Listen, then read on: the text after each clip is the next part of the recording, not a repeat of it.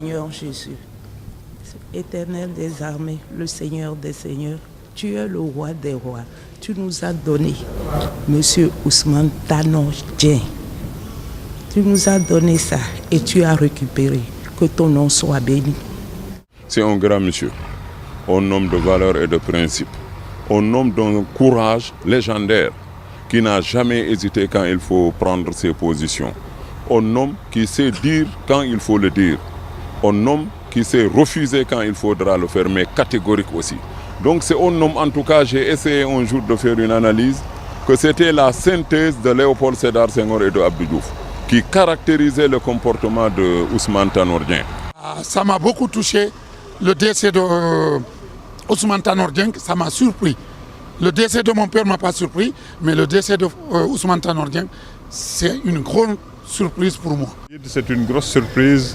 On s'attendait, c'est vrai que la mort, personne ne s'y attend, mais là, c'est une sorte de... Voilà, la terre s'écroule quoi, pour nous, parce que c'est notre conseiller, c'est notre leader, c'est notre ami qui s'en est allé. C'est un homme de paix, un rassembleur. Tout ce qu'il a fait sur cette terre, je l'ai connu depuis le temps d'Abdou Diouf. Depuis le temps d'Abdou Diouf que je l'ai connu. Mais je n'ai jamais vu quelque chose de mauvais sur lui. Il ne fait que parler de bien, la réussite du pays. Je l'ai connu il y a plus d'une trentaine d'années depuis qu'on a commencé à collaborer, mais j'ai retrouvé en lui des valeurs très humaines.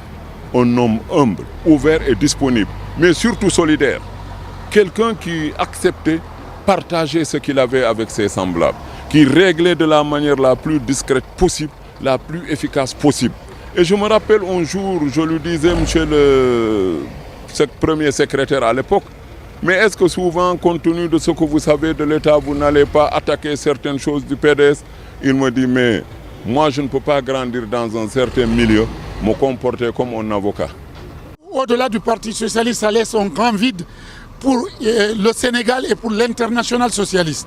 Parce que Ousmane Tanor Dieng a joué un grand rôle, notamment sur le conflit de la Guinée, conflit du Mali et beaucoup de conflits, même si on ne le sait pas, c'est quelqu'un qui me disait, quand la forêt pousse, ça ne fait pas de bruit.